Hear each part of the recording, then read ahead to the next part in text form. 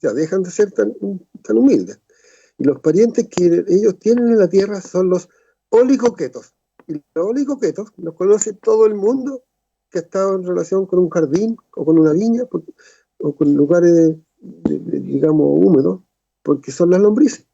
La común y silvestre lombriz de tierra, eso se llaman oligoquetos. Oligo significa pocos, y las quetas son, digamos, como las patitas. Y son, yo no sé cuántas, pero no serán en todo el mundo, no sé, 5, 6, tal vez 10 especies, no lo sé, pero poquitas, muy poquitas, ¿ya? Probablemente menos. Pero sus primos del mar, que son los poliquetos, y ahí viene, ahora estamos haciendo comparaciones con raíces, las raíces griegas y latinas que forman los nombres científicos, eran los oligoquetos, pocas quetas, o setas, o cerdas, si quieres, ¿ya? Oligoquetos y poliquetos, muchas. Y estos, cuando uno los ve, en la mayoría de los grupos, son como los 100 pies, un gusanito con muchas patas. ¿Ya? Esos son, no por generalizar, ¿eh? Porque no todos son así. ¿De qué tamaño son? ¿De qué tamaño son? Mira, los que nosotros trabajamos son de un tamaño muy similar como la lombriz de tierra. Una de las especies, nosotros trabajamos en este momento con 3 especies. 2 de ellas son muy parecidos a la lombriz de tierra, pero con miles de patitas. Y el otro es como una especie de culebra chica, un gordo, así como de un, no sé, como el aspecto de un lápiz plumón, de eso de las pizarras, como de ese diámetro, como de ese diámetro y un poco más grande incluso. ¿Ya? Ese muy conocido en Chiloé, lo conocen mucho porque allá lo usan para pesca deportiva. Mira, de carnada. Sí, de carnada, justamente. Bueno, y como tú me preguntaste algo en la comparación entre los dos, bueno, sus parientes marinos no son 5, 6 u 8 especies, son 400 especies. Entonces tienen muchas diversas formas, digamos, morfológicas, formas de vida, roles ecológicos, tipos de alimentación, maneras de reproducirse. Imagínense, son diversisísimos, ¿ya? Porque son 400 especies. Viven en la costa, viven en los estuarios, viven en las profundidades, viven en las rocas. Cuando uno compra piures, y entre medio de lo que llaman los pescadores las champas de piure, sí. Entre medio hay muchos gusanitos de estos también son poliquetos. Mira. Bueno, de eso, ya, ahí empezó nuestra curiosidad. Esto empezó hace como 12 años, con la intención de buscar sacarle todos los secretos biológicos y tecnológicos que permitieran el cultivo. Y se puede. Porque nosotros hasta ese momento no teníamos idea que si alguien lo hacía. Y fue bien curioso porque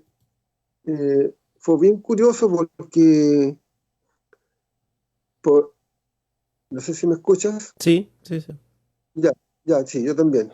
Ya, fue bien curioso porque la primera vez que nosotros empezamos a indagar en esto, nos hicimos ayudar por las incipientes oficinas de la actual Vicerrectoría de Investigación. En aquel entonces estaba recién la universidad despertando a que una universidad, como ahora todas lo tienen, dependencias, oficinas relacionadas con la investigación aplicada, que significa la investigación asociada con la industria, con las empresas. Bueno, en aquel entonces estaban recién iniciándose esa oficina y le pedimos socorro a ellos, ayuda, para presentar un proyecto de este tipo que obviamente tenía una intención de ciencia aplicada. Entonces, uno de sus funcionarios, un colega, un ingeniero, me dice: ¿y quiénes son quienes hacen esto o algo parecido en el mundo? Para que nos asociemos con ellos y podamos tener más opción de ganar el proyecto, que era un proyecto FONDEF, que fue el primer FONDEF que tuvimos, que fue como por ahí, bueno, ya ni me acuerdo, pero 15 años atrás. Entonces yo me devolví un poco con la cola entre las piernas, porque yo no sabía en este momento, o sea, sabía, pero no tenía ningún contacto con quienes habían hecho por primera vez en el mundo cultivos de poliquetos. Y eran de la Universidad de Newcastle, en el norte de Inglaterra. Un profesor de apellido Olive, Peter Olive. Entonces yo le escribí a Peter Olive y finalmente le dije, ya, estas cosas hay que tomarlas el toro por las astas, y pesqué el teléfono y llamé al doctor Peter Olive. Y conversamos y el hombre se entusiasmó, encontró que era interesante, que ahora había otro grupo que hacía lo que él había creado por allá por los años 80 y nos apoyó. Nos apoyó, de hecho después nosotros fuimos a su cultivo asociado con la universidad, así como nosotros tenemos acá en Calfuco, el de él estaba un poco más grande, sí. Y fuimos allá, visitamos, recibimos, estuvimos en un congreso junto con él, me acuerdo, en Salvador de Bahía. Así que fue bien generoso el profesor Olive. Y gracias a ese contacto, que eran los referentes mundiales, nosotros tuvimos un fuerte apoyo y ganamos el primer proyecto. Y ahí empezamos a sacarle todos los secretos a los poliquetos, que no tenían mucho que ver con los secretos que le había sacado el doctor Olive en Inglaterra. Porque a pesar de que eran poliquetos de la misma familia, no obedecían a las mismas características de reproducción o de crecimiento, alimentación. Tenían su acento sureño. Sí, de hecho hasta el comportamiento era distinto. Cuando nosotros tratábamos de capturarlos, allá en los de Inglaterra eran mucho más tranquilitos y se dejaban capturar fácilmente. Eran más civilizados. Bueno, eso se entiende. En cambio, acá eran más latinos y salían arrancando. Era más difícil capturarlo. Bueno, oye, Guillermo, y la posibilidad de cultivo, porque en definitiva ya hay dos, este es el segundo proyecto FONDEF que desarrollan, sí. Es evidente, o sea, existe, y ustedes han trabajado sistemáticamente en ello ya hartos años. ¿Es posible pensar que el cultivo de los poliquetos podría ser algo más común, digamos, para nosotros en el futuro, y que esto pudiese estar también vinculado al desarrollo de las comunidades costeras nuestras? ¿O es muy complicado eso? No, no es complicado. Lo que sí es que, a ver, dejémoslo claro en la parte técnica.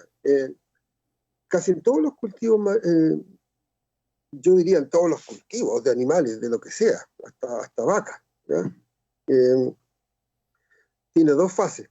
Una fase que es más complicada, más biológica, más científica, más profesional, que es la primera parte, desde tener los reproductores en la mano, hacer la fecundación, o sea, madurar a los reproductores para que no sean solo adultos, sino que sean también buenos reproductores, tener tratamientos genéticos, qué sé yo, lo que sea, ambientales, lo que sea, de alimentación, para que sean buenos reproductores, después hacer las, llamémoslo así como animales de tierra, las inseminaciones artificiales.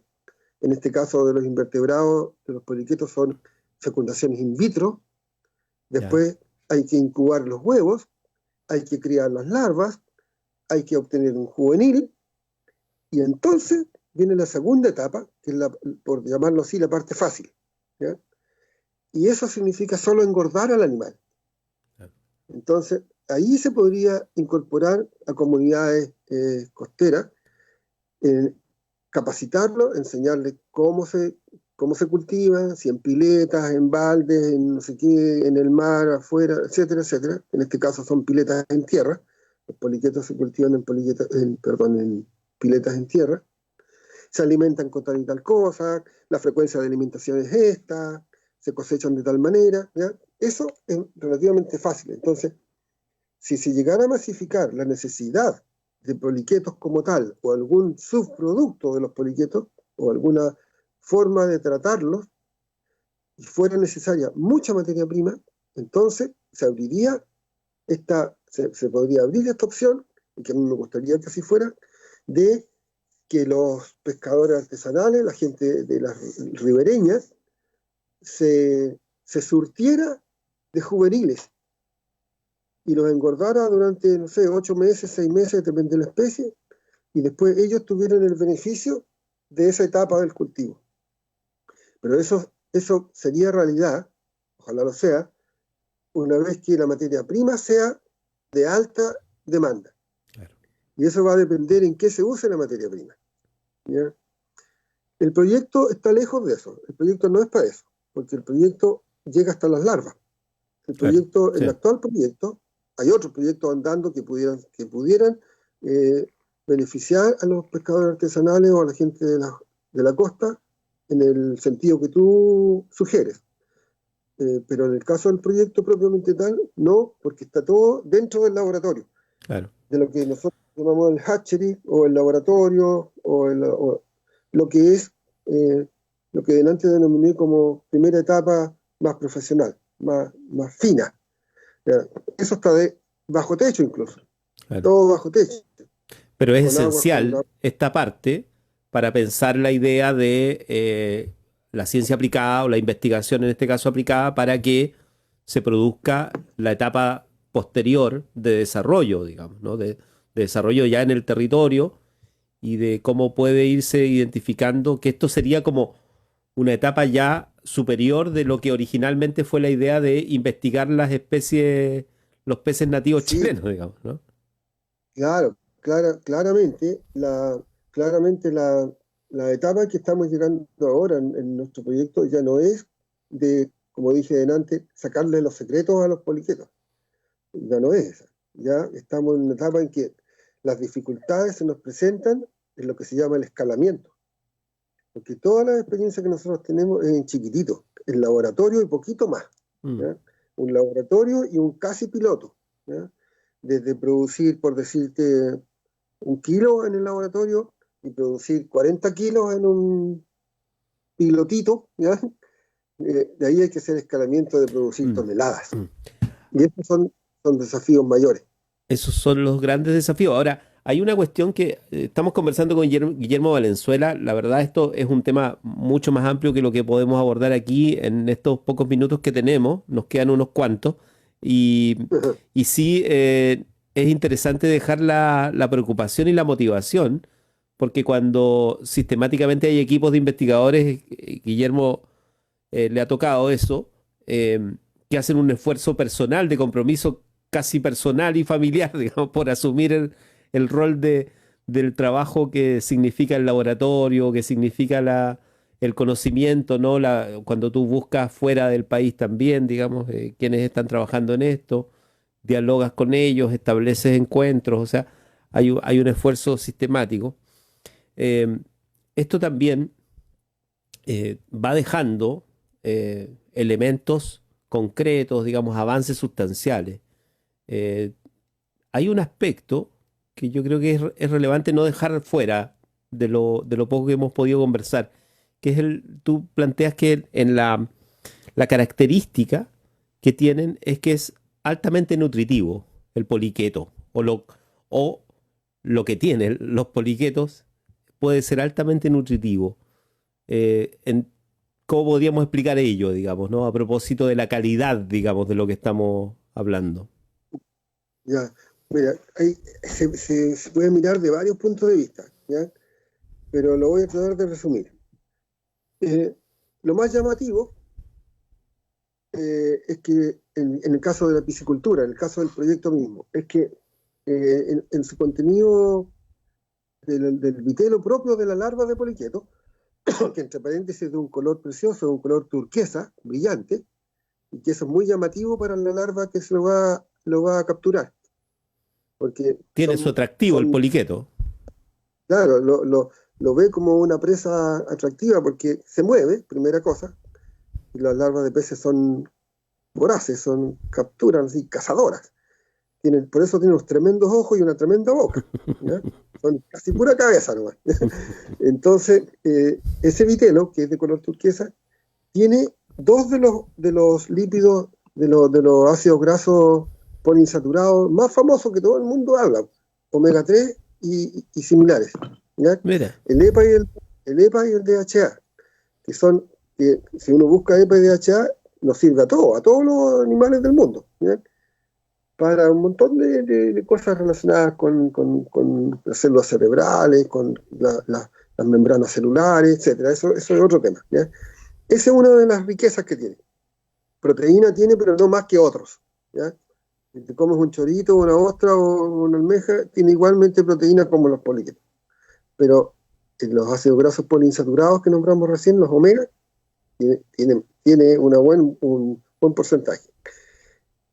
Y lo otro que es súper importante, que eso es una cosa sorprendente, es que, y ahora me voy a meter en un terreno peligroso, digamos, no peligroso, pero que ha sido siempre muy cuidado dentro de la universidad y muy, muy, muy secreto, digamos, ¿ya? Así que yo igual voy a tener que ser cuidadoso, ¿ya? Queda entre nosotros. Queda entre nosotros, ¿no? Es que los poliquetos tienen sangre roja. De hecho, esa fue una cosa que se dio cuenta Alice, mi socia bióloga, ¿ya? Alice Turner, que es muy observadora, muy buena bióloga.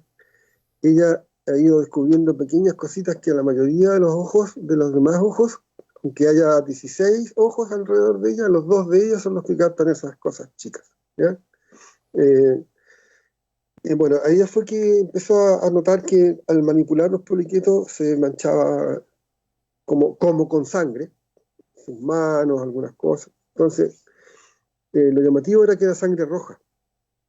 Entonces, sangre roja en invertebrados, un poco raro, y mira, se parece a la nuestra, qué sé yo, y tiene tanta abundancia de sangre para sus pequeños cuerpos. Entonces nos asociamos con un colega, con Mauricio López, que es bioquímico y que es hematólogo. Él era el hombre perfecto para esto, bioquímico y hematólogo. Y me acuerdo que lo primero que me pregunta Mauricio cuando le contamos esto, me dice, ¿pero será hemoglobina? Bueno, veamos si es hemoglobina. Ya. Y resultó que era hemoglobina, y que era una hemoglobina muy parecida a la hemoglobina de nosotros, tuya y mía, y de los que están escuchando, supongo. Y él hizo su gráfico y su estudio que hacen los bioquímicos, y la curva esta que mostraba esta hemoglobina era muy parecida a la hemoglobina de nosotros, humana. Pero con la gran gracia que la molécula tenía muchos núcleos de carbono, muchos puntos de carbono, no me acuerdo el nombre, núcleos, muchos carbonos, perdón, muchos hierros, ¿ya? De manera que esos hierros tienen la capacidad de captar el oxígeno muchos cientos de veces más que nosotros. Entonces, claro, eso tiene mucho que ver con la naturaleza de estos animales que viven imbuidos, digamos, sumergidos, sepultados, por llamarlo así, en fangos que son de poca tensión en oxígeno, tienen poco oxígeno. Y es como si tú entras a una pieza tuya que está semi-oscura y entras con tu gato, y el gato va feliz y sube y baja y se mete en todos los rincones mientras uno anda tropezando con todo, porque hay muy poca luz. Pero él tiene alguna capacidad en sus ojos, en su vista, que capta la poca luz que hay. Bueno, algo parecido pasa con los poliquetos que captan el poco oxígeno que hay y le es suficiente para vivir, aunque sea poco, porque su hemoglobina es capaz de captar por la gran cantidad de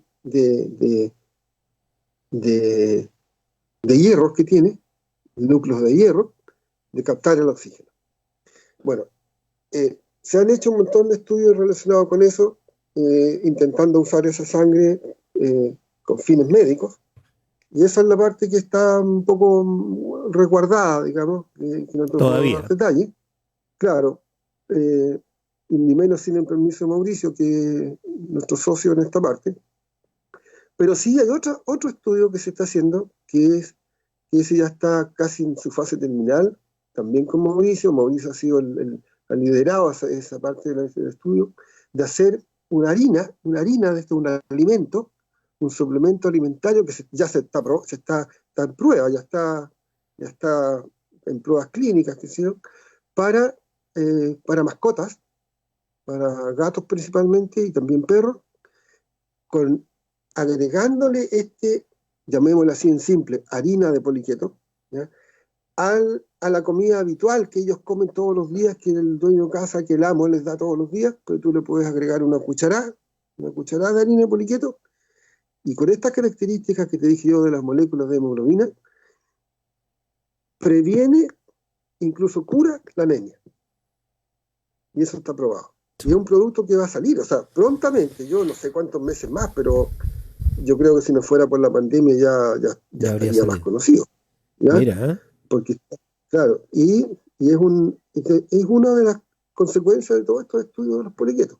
Entonces, imagínate que eso prospera a nivel grande, y una empresa productora de alimentos de mascotas se interesa, y dice, me interesa como un insumo alimentario especial, casi como un medicamento, que no lo es, y que nosotros siempre le sacamos el cuerpo a irnos por el camino de los medicamentos, porque es muy difícil, muy caro, muy largo, muy complicado. Entonces uno prefiere tomar como un atajo por el lado veterinario, que es menos exigente, y por el lado de suplementos alimentarios.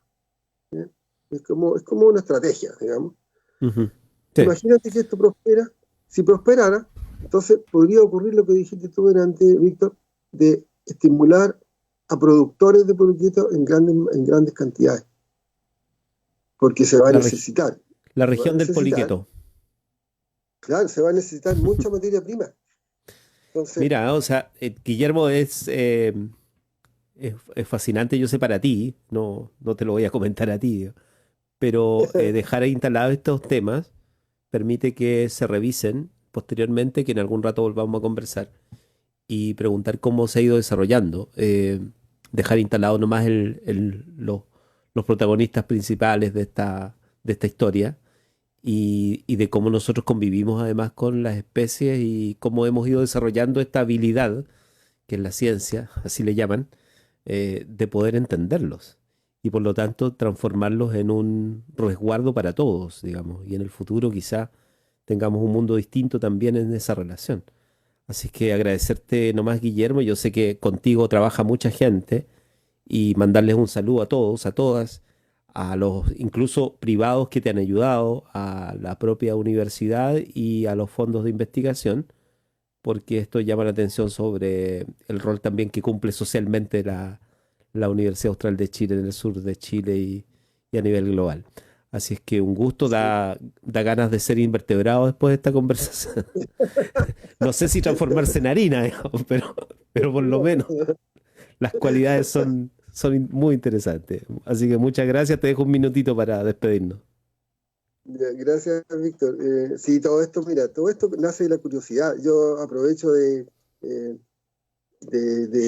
tratar de incentivar un poco a los estudiantes, sobre todo, que todo nace de la curiosidad y la persistencia, estar ahí, pero presente, siempre, porque si uno siempre está encima de algo, en algún rato va a atinar con algo bueno. O sea, pero si tú no estás encima de lo que te interesa, y está como algo de segundo plano, es muy difícil que se te ilumine de repente. No es que uno sea ni un sabio, ni un iluminado, ni nada, sino que todas esas iluminaciones o cosas nuevas salen como consecuencia de la persistencia. Está encima. O si tú piensas 1000 veces, ¿cómo no? Una de las 1000 veces va a ser buena. Tiene que ser. Entonces, así funciona. Pero si no pensaste ninguna o dos nomás, es más difícil que salga algo interesante. Entonces tiene que ver con la curiosidad y la persistencia. Es como cuando uno está, por ejemplo, jardineando. A mí me encanta también jardinear. O con la gente cuando como turista va a la playa y va paseando por las rocas. Yo estoy seguro que a muchos se les pasa por la mente, ¿para qué servirá esto? O cuando alguien está sacando las malezas de su jardín y tiene que botarla y dice, uy, estoy botando, pero capaz que sirva de remedio para algo. ¿Ya? Entonces, eso yo creo que esa pregunta se la hacen todos. ¿Para qué servirá este bichito? Mira esta alga que está pegada en esta roca. ¿Servirá para alguna cosa interesante? Entonces, claro, todo nace de la curiosidad, pero no basta con eso. Después viene la otra palabra que es la persistencia. Darle. Guillermo, un gusto. Nos reencontraremos.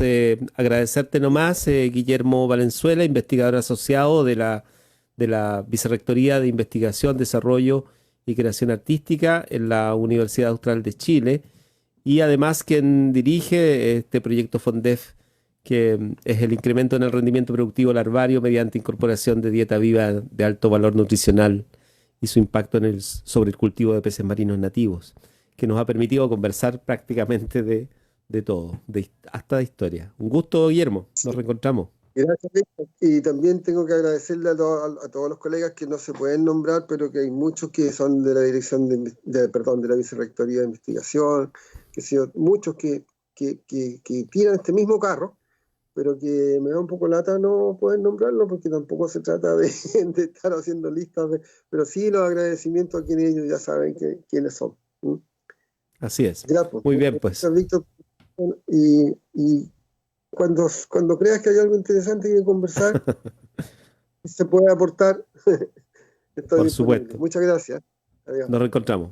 Nos despedimos además de este Canelos de hoy, que es un aliciente conversar de estos temas, ver cómo se está trabajando y pensando también en función del territorio que habitamos. Nos reencontramos. Chao. Las primeras gotas de un nubarrón, los últimos arcoíris, las mañanas heladas y los mediodías dorados. A la mitad del día, Los Canelos. Todos los viernes, al mediodía, por Radio Universidad Austral de Chile. Los Canelos, en la mitad del Guadalazquén. Es la hora 13:20.